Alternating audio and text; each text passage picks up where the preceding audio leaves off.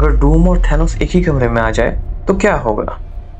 Most of the people बोलेंगे Thanos जीत जाएगा।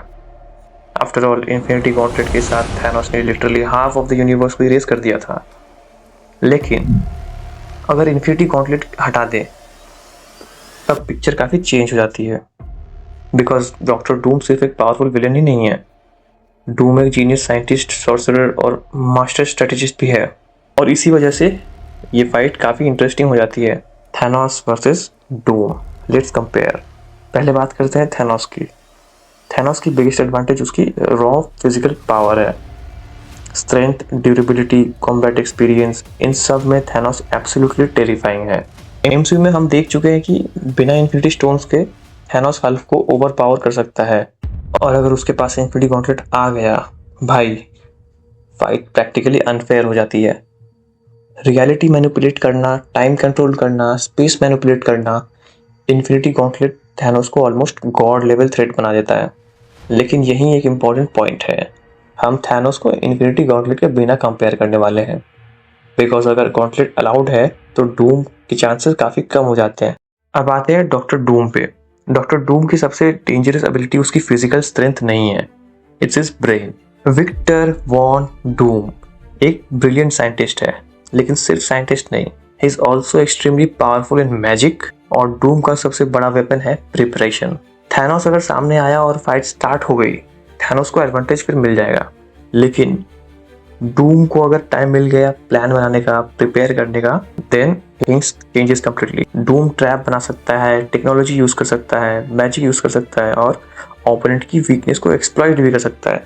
और कॉमिक में डूम ने ऑलरेडी प्रूव किया है कि वो इंसेनली पावरफुल बींग्स को भी मैनिपुलेट कर सकता है और उसके अगेंस्ट सर्वाइव कर सकता है। अब इमेजिन करो, no infinity gauntlet, no outside help, just Thanos versus Doom. अगर फाइट सडनली स्टार्ट होती है, I am giving the advantage to Thanos, because Doom को प्रिपेयर करने के लिए टाइम नहीं मिला। थैनोस का फिजिकल एडवांटेज सिंपली बहुत ज़्यादा है।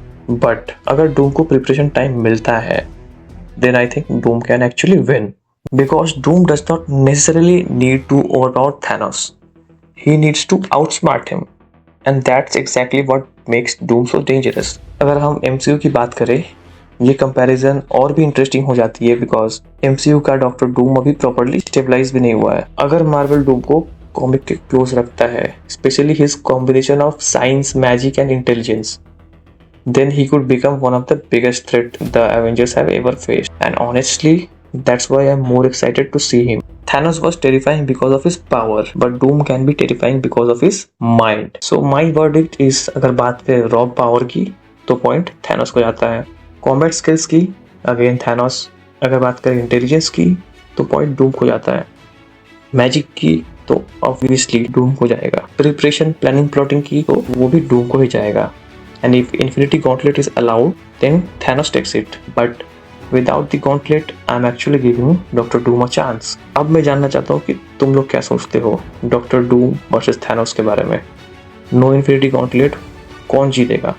कमेंट में बताना, डूम और थैनोस, और देखते हैं कौन जीतता है। I am Jigar and this was my take. See you in the next one.